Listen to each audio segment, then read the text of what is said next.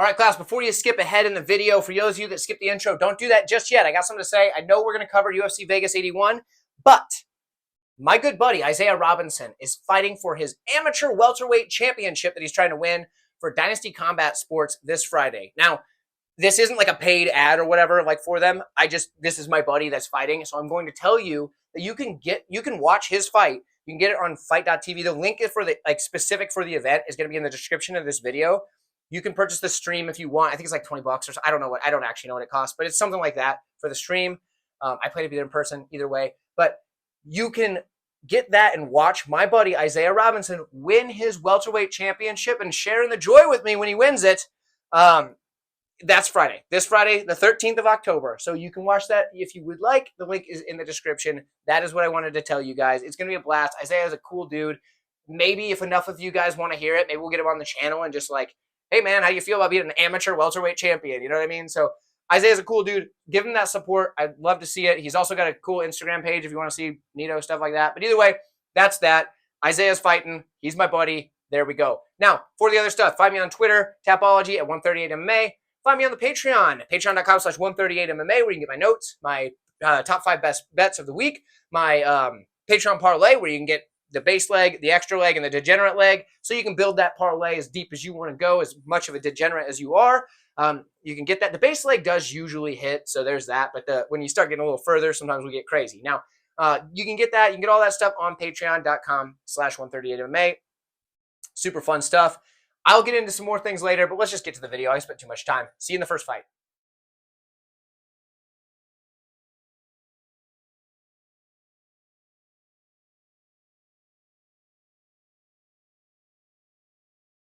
At the time of recording, the fight that is currently slated to kick off the card is a strawweight matchup between Emily Ducote and Ashley Yoder. Now, Ducote's 3-2 in her last 5 fights, 1-4 for Ashley Yoder, and believe it or not, that is not the worst 5 on this card, so take that for what you will.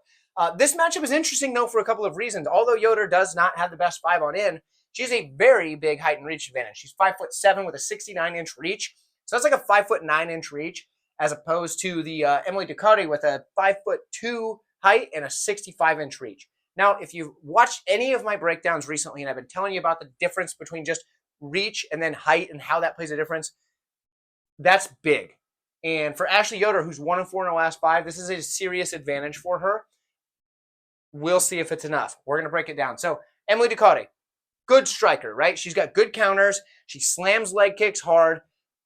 Can be a little too patient, but she's patient oftentimes for good, where she can use her counters, but sometimes it does lead to inactivity. We don't want that in a matchup where we're picking Emily Ducote as a big favorite, so take that into account, especially when she's going to be much shorter. Now, good takedown defense, don't get me wrong, but when she does get taken down, sometimes she can be held on her back. For Yoder, decent striking. She works the best completely at range and just pumping her jab, using her long straight shots to land, and that's what she wants to do. She's got decent volume as well from the outside, and like I said, she's going against somebody that's patient who can lead to activity looking to counter, or to inactivity while she's looking to counter. Well, when you got that big of a reach, sometimes it's really hard to counter. So that's something to take into account. Now, in the grappling, Ashley Yoder's got very long limbs. They help for control. They also help for snatching up submissions. Long limbs make it way easier to get submissions. Now, you won't have as tight of squeeze when you have really long limbs, typically, unless you're just super high level. But just at the base, longer limbs make it harder to get a tight squeeze. But they make it way easier to get submissions in the first place. She's good at arm bars. She's got quite a few wins by arm bar, 3 or 4 or something like that in her career. So she's darn good with the arm bar, but she's good with those long limbs on the ground. I think this fight's probably going to be a striking matchup for most of it. I'm leaning Ducote. I don't like the odds because of this and this, but I think she understands that, and I don't think she's going to go out there and just let Ashley Yoder, coming in 1-4 in her last 5, outpoint her to a decision where she's just too patient. I think Ducote is going to go in there. I think she's going to push the action. I think she's going to try to close that distance, start landing those leg kicks, and start landing her power shots, because she has hit fairly hard as well. So give me Emily Ducote here. But like I said, this is something to take into account and think about before you lay the juice for someone like Emily Ducote in this matchup. Keep it in mind when you're placing your bets. Anyway, let me know who you have. I'll see you guys. Next, we get a matchup at bantamweight where both of these fighters have recently lost their opponents. So now they get paired up together. Gutierrez was last week. Alatengheli, I believe, was this week originally. His opponent fell out. Now he's fighting Chris Gutierrez, who lost an opponent last week. Now here we are. So 1 + 1 = 2, and we found our math problem. Now, real quick though, have you heard about channel memberships? It's a cheap way for you guys to support the channel, get some neat little badges next to your name when you comment. You also get these cool emojis. It's not, you don't get a lot for it. It's $2.99 though. And the $2.99 is per month, and what that does is just helps the channel grow. In fact, it's how I got the microphone that I'm currently using, which is a cheap microphone, but the channel membership is $2.99. So eventually we can upgrade that. Eventually we can upgrade even the lighting, the camera, the better microphone even, more markers, things like that. The channel membership is designed just as a very cheap way for you to say thanks and support the channel. So there's that. If you want to do it, join button is just down below. Click it next to this video and sign up for $2.99 a month, and I appreciate the heck out of you. Let's break down this fight. So Alatengheli 3-1 in a draw in his last 5 fights. Chris Gutierrez 4-1 in his last fight. Now, last 5, that is. Now, for Gutierrez, that only loss is to Pedro Munoz, which isn't a bad loss. Pedro Munoz is a tough ask for anybody. And like we saw when he fought the current champion, Sean O'Malley, every judge gave Pedro Munoz that first round over Sean O'Malley before the eye poke ruined that whole fight. But there's something to be said about that. So you can't, and Chris Gutierrez made that a close fight. It's not like he just got stomped. Like, yeah, Munoz got the win, but he didn't just get stomped, right? So it was a good fight. Anyway, Gutierrez is pretty good. Both of these guys have 2 draws. So something I want to ask you guys, if you know a little trivia, which fight in the UFC, I don't know the answer, so I'm banking on you guys to get it right, has had the 2 fighters with the most combined total draws going into the matchup? That's an interesting one. If you know, drop it down below. I'll be really excited for you, and maybe when I finally get t-shirts, I'll send you one. How about that? I'm working on that. Anyway, so the matchup here, like I said, both got a draw. They both got a loss. They both got whatever. You know the records. For Alatengheli, let's start on that side. Good striker, got decent power, and he likes to counter as his opponents come in. Doesn't do as well when they really push and pressure him, because he does get kind of like caught looking for shots, and then he gets backed up, and he doesn't do as well there. But when he hits you, it hurts. His striking defense is usually pretty good. I didn't put that up there. Striking defense is usually pretty good. He doesn't get hit a ton. And when he does, it's because he's trying to counter strike. So obviously sometimes you're going to get caught there. Now, but he does a pretty good job. He's a tough guy. Wrestling, he mixes in the takedowns here and there. He's got decent wrestling. But Chris Gutierrez has pretty good takedown defense. So I think we see a striking matchup. And just kind of with the way these guys fight, I think that's how it's going to play out. Gutierrez, he's also a good striker. He's got nasty leg kicks, puts out a lot of volume, and the power is there. But if we're going just power for power, it's close. I know I put decent power and just power over here. It means the same thing in this instance. Anyway, he also is a good counter striker, good at controlling the range. I'd say he's the better range control fighter here. Throws a lot of feints, things like that. Both of these guys are good strikers, but they're not the same good striker. I think Chris Gutierrez is just a little bit better striker, and that's why I'm going to pick him in this matchup. I think he's going to be able to control the range. I think he's going to be able to land those leg kicks. And I think that when Alatengheli gets tired of eating leg kicks, if he does, and tries to come in and land his boxing combinations, Gutierrez is going to be able to control the range, circle off, and land his shots. Keep Alatengheli guessing with feints, and I think he's going to be the better striker over 15 minutes, and I think he's going to get the win, probably a decision. Or, I mean, those leg kicks, man, you never know. So that's where I'm at. Chris Gutierrez is my pick. I like him quite a bit. I don't like him at the odds, but if you got him at the plus 190 when it opened, you got a gold mine. So I'll see you guys in the next fight. Let me know who you have. All right, well, we've got a really interesting one here in the women's bantamweight division. Alekseeva is taking on Melissa Dixon. Now, Melissa Dixon's 5-0 on the career, so 5-0 in the last 5, obviously. She's taking on Alekseeva, who's 5-1 on the career, 4-1 in the last 5. And if you remember, Russian Ronda, it's Irina Alekseeva. Russian Ronda, everybody on YouTube was just crapping all over her. They're like, yeah, she sucks. She can't beat Stephanie Egger. This, and this. Egger should win this one, no problem. I also picked Egger in that matchup. But what's interesting is now she got that win over Stephanie Egger very quickly with that knee bar. And all of a sudden, Irina Alekseeva is the darling of the world. Just be careful, because that was one fight that she got a win in something that she's very good at with that knee bar. And now everybody's like, oh, yeah, betting on her, whatever, this, and this. And people are betting on her pretty big. So I just caution you, let's break this down a little more before we do that. Now, this is a close fight. I'm going to tell you that now. Both girls have about the same amount of experience, one fight difference. This is a close fight. For Melissa Dixon, she's got good striking. Defense is terrible, but she's got good volume. She's pretty accurate with her strikes, but she doesn't move her head whatsoever. She's going to be right there to be hit. So that's a problem for her. But she's got good grappling. This is actually the part of her game that I like the best. What I like the best is her not her takedowns, but she has decent takedowns, but is the solid top control. Because something that she does that I noticed that not a lot of people noticed, or at least from what I've heard, is she uses her knees to like post and pressure her opponent, and not in the way that like, oh yeah, she puts the shin across somebody's arm and like holds them down or whatever. She takes the point of her knee, like her kneecap, and starts putting it places as like a pressure to apply to her opponents, and then just starts beating the brakes off them with her ground and pound, because she has very good ground and pound, tons of volume, and super effective with it. She's not wasting movements. Very good top pressure and ground and pound. That's what I like the best. Now, like, she'll take that knee and she'll put it like right in the part of your arm, like between the bicep and the tricep area, like under here. She'll put the knee in there and just put all that weight down, and then just start ripping shots at you. And then the problem you run into is like, yeah, you can rip that out, but that sucks. And she's banking on you feeling like that's uncomfortable. She'll rest it right across your jaw and just put her knee on your jaw. She's not kneeing you in the head. She's resting her knee on your jaw and pushing your head sideways and just causing pressure in a way that sucks. She's really good about doing that, and then getting her opponents to freak out about the knee being somewhere and try to push it off while she lands shots. I love it. My coach used to tell me to do that stuff all the time. He used to do it to me, and it sucked really bad. So I love it. All right. Maybe that's just me coming back to some old rough memories of getting like destroyed on the ground. So either way, Alekseeva, solid judo, right? She's good at getting the fight up to the cage, pushing her opponents up there, and then throwing them. She does a good job with that. Good ground and pound as well. She's very aggressive with it, and she does obviously seek the submission. That's what she got Edgar out of there with. That knee bar was gosh darn good. It was quick. She did a good job with it. She didn't eat a ton of ground and pound like a lot of people do when they're going for the knee bar and then just get knocked out. She did a good job. She did what she needed to do, and she got it, right? Her striking, I'm going to say it's average, because although there are some pretty good positives, there's some pretty bad negatives.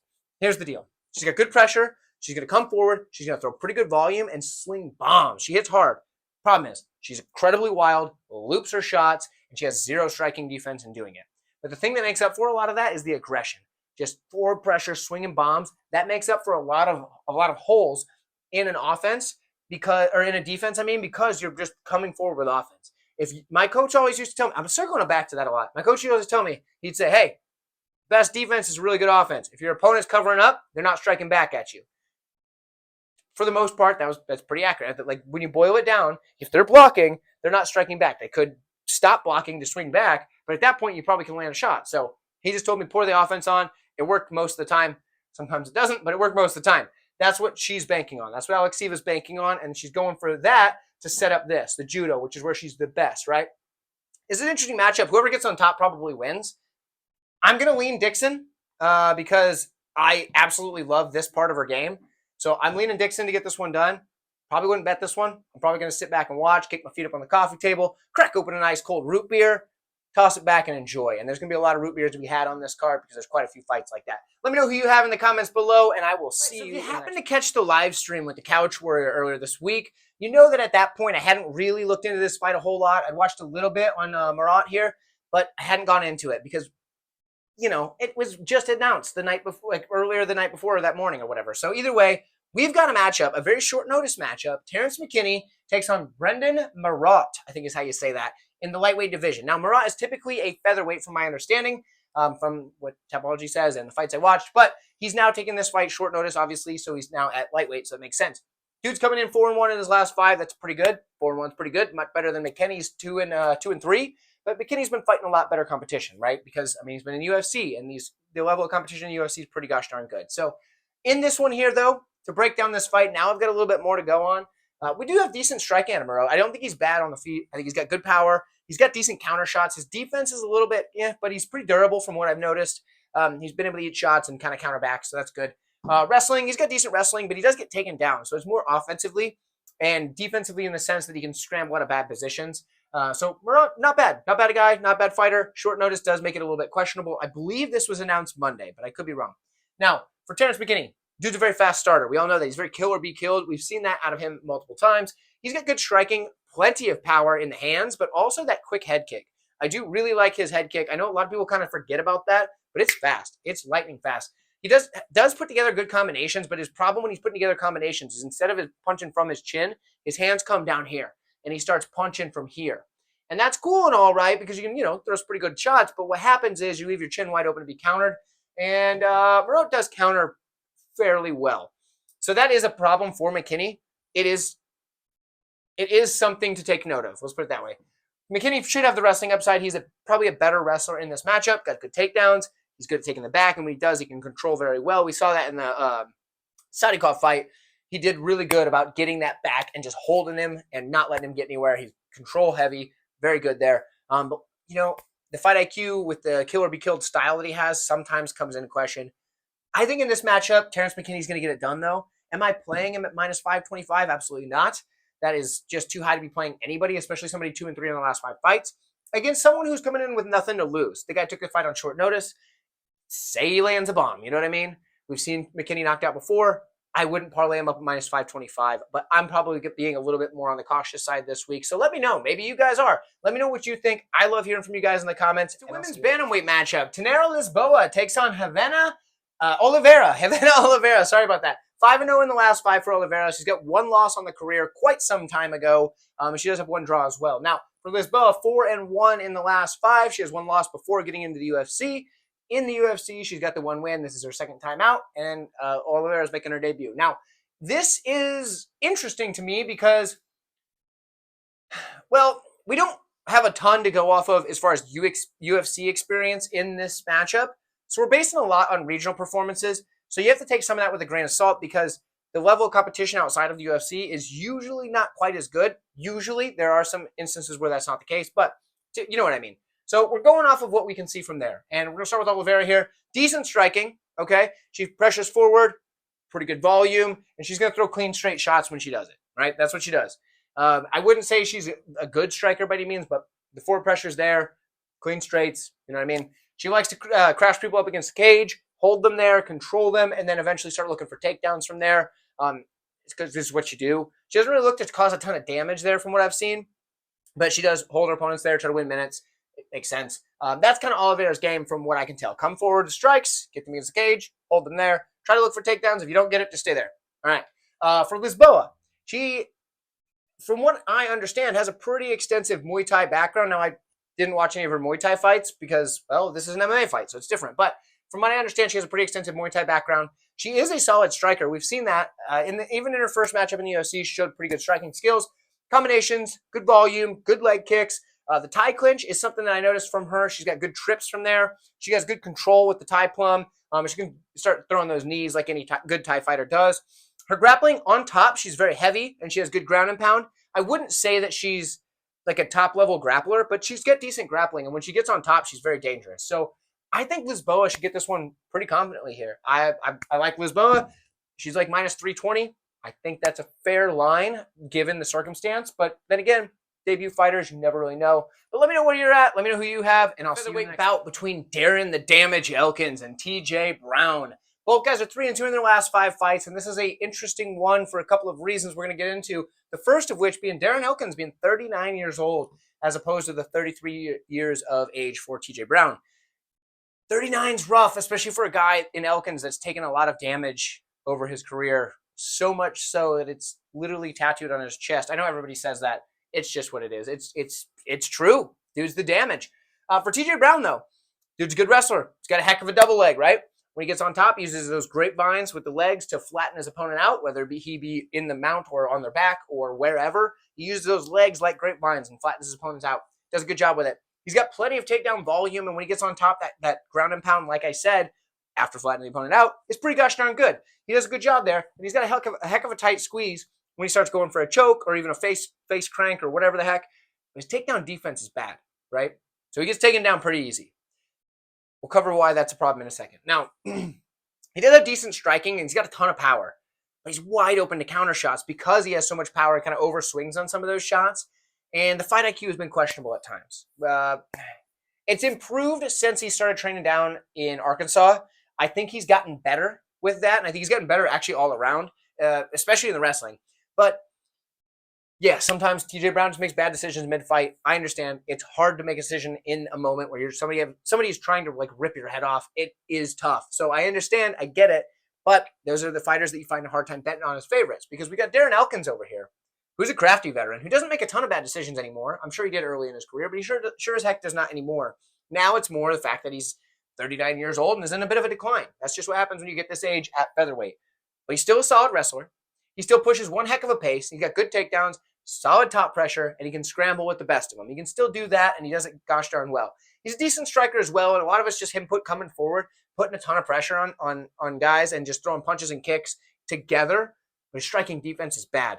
Now, he's durable, but you see an asterisk there. Why is that? Well, it's because his skin just falls off when he gets hit because he's been cut open so many gosh darn times. But he can take a punch as far as like getting hit. We haven't just seen him be chinny and get rocked every time he gets hit yet, but he sure does bleed.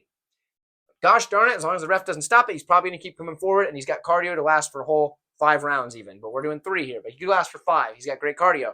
It might be a little less than it used to be, but it's still there. This one's tough as heck because I understand why a lot of people are on TJ Brown, and I understand why he's a favorite. I understand why a lot of people are on Darren Elkins as a good underdog this week because I could see him beating TJ Brown just by being better at the thing TJ Brown's good at and being able to push a higher pace. It's a very tough fight to call. I'm going to slightly lean Elkins, but I could not bring myself to bet on him even at underdog odds just because of what we know. The ref could step in and stop it due to blood or the doctor or whatever. Who knows? So I can't bring myself to bet this fight, but I'm going to slightly pick Darren Elkins. Hopefully you can get it done for us this week. Let me know who you have. I'd love to hear from you, and I'll see you in the comments below. And right, this matchup here at the bantamweight division is actually the matchup I've had the hardest time making a pick on this entire card. We have Cameron Saaiman. He's 9-0 on the career, 5-0 in the last 5. Dude's undefeated. He's taking on Christian Rodriguez, whose only loss is up a weight class. He's 4-1 in the last 5. He lost 1 fight up a weight class, like I said. But these guys are both hot prospects coming up, trying to get a big win over another prospect. And this is a tough fight. So we're going to break it down. Cameron Saaiman, good striking, good volume, got plenty of power. The thing I like is he works the leg kicks to accumulation. Not just like, oh, he's got good leg kicks. He just continually hits that same spot, and he looks for that shot. He's got good knees up the middle, good combos. Problem is he sticks around just a little bit too much after a combination. Good in the pocket, land his combo. Not get out and not just clinch up or anything like that. Just stick around for a minute and hesitate and get caught. Because the striking defense, it's good at range, but it's not as good once he's in the pocket. Let's put it that way. So he does have that problem. Now in the grappling, he's very good. He mixes his takedowns in at the end of his strikes, which is great. You want to see that. Good scrambles, good sweeps. When he does get taken down, he's able to usually sweep or scramble in most cases. Tons of cardio, puts on a high pace, and he's a dirty fighter, which I know people are going to get mad at me for saying that. How many point deductions this guy had, all right? He's a dirty fighter. Now, that's a good thing and a bad thing. It just depends on what happens with the referee. If they take a point, it's a bad thing. Unless it causes too much damage, the other fighter is now compromised and you can get the win that way. So, interesting one. For me, that's hard to really gauge whether it's good or bad, but it's worth noting, right? He gets a lot of points taken away, but, a lot of eye pokes, nut shots, whatever it is. Now, for Rodriguez, dude's a good striker as well. He's got plenty of power. He's got good striking defense, which is not something you see me highlight a lot because a lot of people don't have it. He does have it. He's got good movement, good volume, and he's got good combinations. And a lot of times he ends those combinations with a nice leg kick. In the grappling, very similar. He's got good grappling, sweeps, scrambles. He's got very good submission defense, but the takedown defense isn't the best. So he can get taken down, but he's good at staying safe once he's on the mat. And he's got good sweeps and good scrambles, like I said. His problem has been the scale, the weight management. He missed weight quite a bit. All right, he's going to miss weight in a fight in the future, I'm sure. Maybe not this one, but at some point he's probably going to miss weight trying to make 135. It just happens for Christian Rodriguez. He needs to get that figured out or move up. That's what it is. Now, this is a close fight. Really close fight. In fact, so close that I don't recommend betting on this one. I'm actually probably going to use this one as another chance to crack open a nice cold root beer, get my feet up on the coffee table and enjoy. But I will make a pick because that's what I do on this channel, right? I'm going to lean Cameron Saaiman to get it done, and I think it's going to be close, and I think it's going to be really freaking close. And the way I'm seeing this happening, Saimon's going to land probably an eye poke, and they're going to give him a warning. And it's going to be enough that the little bit of impairment that you're getting from Rodriguez is going to give Saaiman the edge going into the final rounds. That's where I'm at. I think it's going to be close. I bet there's going to be some sort of penalty committed, and it's probably going to be from Saaiman. But maybe I'm wrong. So either way, I'm taking Cameron Saaiman, but I'm probably just going to watch this one as a fan. I don't think either side is really the side to play here. And I could be wrong about that. It could be a total just domination, but I don't think so. Let me know what you have in the comments below. I do appreciate your feedback. If you haven't done so already, what are you doing? Like the gosh darn video. I'll see you guys in the next folks. Fight. We're not going to do a deep dive into this one because, well, we just did one for UFC Noche. If you want to find that, the video's on the channel. You can find it with the timestamp and check out just this fight. We're going to do the deep dive. We're going to use the information from when these two just fought to a no contest to now come to our conclusion and see where we're at in this fight. Now, this one is a catch weight at 130, so 5 pounds different. How does that change things? We have Edgar Chairez, and he's taking on Daniel Lacerda. So that's where we're at, right? Both guys got a no contest in the last 5, 2-2-1 no contest for Chairez, 0-4-1 no contest for Lacerda. Remember in the Ashley Yoder fight when I said 1-4 is not the worst 5 on in? Well, there we go. You found it. 0-4 and a no contest. So anyway, Lacerda and Chairez are both good strikers, good grapplers. We know that, right? In the matchup that we saw prior, it was Lacerda maybe being a little more reserved than normal, but still coming out like a banshee, just coming forward, doing what he's got to do, trying to get this fight with a lot of offense, right? But his defense is pretty lacking. He gets hurt, he gets hit, he gets taken down, he gets beat up on the ground, all this stuff, right? But he was able to do what he needed to do in moments in that first fight, right? When he got Chairez to the ground at one point, landed a handful of shots. Chairez, on the other hand, was able to weather the initial burst, lock up a submission. The referee did stop the fight and said, oh, that was my mistake. He wasn't out. I made a mistake, whatever. So now we've got the no contests, and now we've got them fighting again. What was 2 weeks later, 3 weeks later, something like that, at 130. What can we take from that matchup? And honestly, I think we take that Chairez gets this one again. And the reason why is because I don't think Lacerda has anything for Chairez that he didn't already witness, right? He saw what Lacerda was going to do in the first part. He weathered the hardest part of a fight against Lacerda, and now he got the win. I understand why the line is wider now. I think it's a little bit too wide, but not enough that I'm willing to put the money on Lacerda. I think Chairez gets it done. I think if you want to look at the breakdown, like I said, go check that one out. But I think his skill set is good enough to match anything that Lacerda's bringing, and I think he's going to have more longevity. So for me, Chairez gets it done, probably inside the distance. I don't know if it's going to be as quick as in the first round like it was last time, but probably even under the 1.5. Let me know what you have, though. How do you think this one goes? I would love to hear from you guys in the comments. Next up at middleweight, we have a matchup between Michel Pereira, and he's taking on Andre Petroski. Now, this is an interesting matchup, and we're going to cover it in a second. If you haven't done so already, though, make sure you hit that like button. Help out the channel. It really helps us grow, and it helps me get better content out for you by bringing more viewers, which in turn helps us grow. So you know how that works. Like the video. Thank you. Let's break this down. Now, this is a tough one for me because I really don't like either of these guys, but for different reasons. Although I respect their skills and I understand that they're very talented, as a fan, I'm just not a fan of them. So it's harder for me to really want to pick either of them.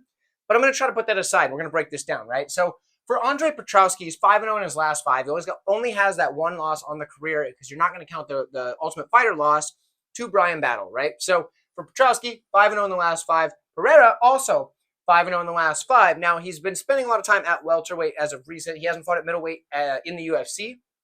But here we are. He's now at middleweight, and he's fighting Petroski on short notice. Now, like I said, 5-0 in the last 5. We saw him miss weight in his last almost matchup. He almost had that fight with Stephen Wonderboy Thompson. Fight didn't happen. So here we are now. He's at middleweight, and he's fighting Petroski on short notice because Marc-Andre Barriault had to pull out. There's a lot of things that brought us to this, a lot of moving parts, right? So I understand both of these guys are on a pretty good streak. Both of these guys with a head of steam, okay? Both of them have a pretty good skill set, and they're kind of different in their skill sets. We're going to start with Petroski here. He's a solid wrestler. We know that to be true. He's got good takedowns, and the control is where it's at. His control is his best thing. He's good when he gets there, and he's got a darn good squeeze. When he gets a hold of you and he starts, putting on an arm triangle or something like that, the dude's got the power to squeeze your little head off. So he does a good job there, right? Striking, it's not that good, but the fact that he's such a good wrestler and has the threat of that top control, it sets up the big overhand, big loop and hook or whatever, because it makes you worry about the grappling threat so he can land those heavy power shots, and he does hit pretty gosh darn hard. But he does loop everything, and against somebody that can strike very well, that is a problem. Now, he's on short notice, and he's already had cardio problems in the past. Now, it's improved. He's gotten better, but it's still not where it needs to be. The guy does still gas out at times. So, for Petroski, on short notice, you've got to wonder about the gas tank. But then again, he should have a wrestling advantage here because we're looking at Pereira. Now, he's a good grappler. We're going to start with that. He's got good jiu-jitsu more so than wrestling. He can get the takedowns. He's got decent takedowns, but his sweeps from the bottom, his ability to look for submissions off his back, he does have pretty good jiu-jitsu. Now, I don't think he's on the level of Petroski on the max. Petroski's got good wrestling and good jiu-jitsu. He puts them together pretty well, all that good stuff. Wrestling being the forefront, more or less, but either way, with the style anyway, the style. But the striking's got to go to Pereira, right? He's a much better striker. He's very explosive. He's got fantastic movement, and he's got a very unorthodox style. Now, I know he's toned it back a lot He's not doing all the backflips and stuff, which is great. The backflips are not good. He's toned it back a lot, right? And it's a good thing for him. He's done a good job at cleaning things up, but it's still unorthodox. It's still a strange style. The thing I like the most, actually, is his flying knees. When he doesn't overdo it, but he doesn't have to wind up these knees. He doesn't have to, like, squat down and jump. He doesn't have to, like, do the double clutch a lot of guys have to do. He just can kind of float from here into a flying knee. I would show you, but, like, I don't want to shake everything, mess up the camera, whatever. Either way, he can just kind of float into that flying knee, and he does it seamlessly, and it's pretty darn graceful. Now, we saw that at 170. Maybe at 185 it's different, but I don't think it will be. Either way, he's the more explosive striker with better movement, better accuracy on the feet, all that good stuff. He's going to be a much better striker. On the mat, I think he's got good abilities, and I think he can hold his own, at least in most spots. He could be getting controlled, but he's not lost on the mat, right? But the fight IQ still has problems. Even though he's cleaned things up and he's gotten a lot better, I still don't trust his fight IQ. So this one's a tough one for me to pick. The short notice nature for Petroski, though, gives me enough confidence to say Michel Pereira should get this one done. So I'm going to go with him in this matchup, but it's tough for me to call, guys. It's tough for me to call. Let me know who you have. I'll see you next. We're in for a striker's delight at the bantamweight fight here. We've got Adrian Yanez taking on Jonathan Martinez. Both of these guys are very skilled strikers, and I think that's what we're probably going to get. 4-1 in the last fight for Yanez. Coming off that loss to Rob Font. No real shame in that. It didn't look good getting knocked out, but Rob Font's a pretty darn good fighter, right? 5-0 on the last 5 for Martinez. I thought he lost to Said Nurmagomedov, but I also had a bet on Said Nurmagomedov, so maybe that's why. But, good on him to make it close enough to get the win. So both guys have a little something in their last fight that could have been bad, could have been good, whatever. Because Yanez did look good before he got knocked out. But either way, both guys, super good strikers. So let's break it down. Yanez, he's more of the boxer, right? He's got solid striking with boxing combinations. Comes forward, he works the body well, tons of volume, quick hands, and some zip on those punches. He's got good takedown defense, so he can keep it in the striking. Probably the better boxer of these two. Actually, definitely the better boxer of these two. Now, for Martinez, he's a solid striker as well, but he's going to use the kicks a little bit more, right? Now, he's got kicks to all levels. The leg kick in particular is gosh darn good. He does a really good job of working it within his game plan to mix it up, use that kick to control his opponents. Good volume, good combinations. His knees come up the middle. That's something that's really good when fighters start to crowd him. He throws that knee right up the middle. And he, like I said, he sticks within his game plan and his striking. He does have good jiu-jitsu, sweeps, scrambles, all that good stuff. We're probably getting a striking matchup. That's what I'm focused on. I didn't put a lot on the grappling. That's where we're focused on the striking. I have a hard time with this one for the fact that both guys do have a clear path to victory. But I'm going to take Martinez. And I feel that he's going to be able to keep the fight at his range a little bit better than Yanez is going to be able to keep it at his range, because Martinez is going to be able to hit first with the leg kicks, with the kicks of, whatever, kicking him at range, whereas Yanez is going to want to get in close. I think as he gets in close, he's going to have to deal with knees at the middle. If he lands in close with the body shots, it's not like he's just going to just destroy Martinez right away. Martinez is pretty durable. We've seen him drop, we've seen him hurt, but he doesn't just get wrecked when he gets hit, right? He's 5-0 in the last 5 for a reason, right? So I'm going to slightly lean Martinez. It's a good fight. It's a close fight. I don't feel like this is one that you bet the house on, but if you're betting either side, I don't blame you. This is a good fight. So let me know who you have. I'd love to hear from you guys in the comments below. There's been a lot of really close fights on this card, so bear with me, guys. Next up, we've got the co-main event of the evening. And if you haven't done so yet, do me a solid, like the video. Go ahead, scrolling down. I'll allow it. Okay, back to the video after you've liked that. Thank you very much. I appreciate you doing so. Here we go. Jennifer Maia takes on Viviane Araujo in the flyweight division. Both ladies very experienced in the division. They've been around a while for the UFC. 3-2 for Araujo, 2-3 for Araujo. Sorry, 3-2 for Maia in the last 5. Like I said, both ladies been around a while. Both of them have fought some of the highest level in the division. For Araujo, good striking. She got decent power. She's got very quick hands. She can counter with those quick hands and that power. She does have a pretty good leg kick as well. In the grappling, she's got very good takedown defense. Her takedowns offensively are pretty good. When she gets on top, she's got good ground and pound. But as we know, she fades as the fight goes on.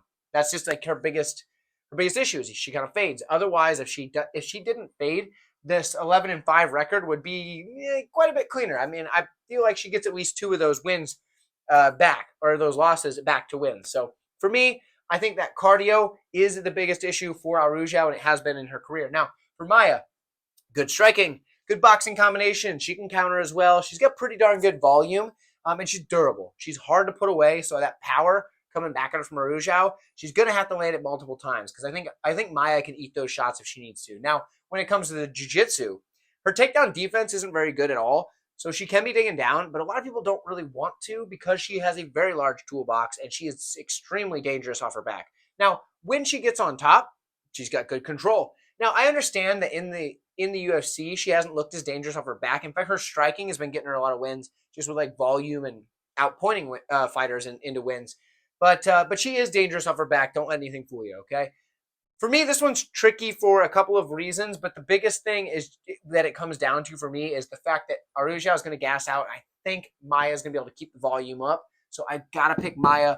But I mean, both ladies are very good. Both ladies have a path to victory. I think the experience, the cardio, the conditioning, the durability of Maia is going to pay out in the end. So that's where I'm at. I'm picking Jennifer Maia. Let me know who you have, and I'll see you in the main event. Folks, we've come a long way. Here we are at the main event of the evening. If you haven't done so, gosh darn it, it's your last reminder, like the video.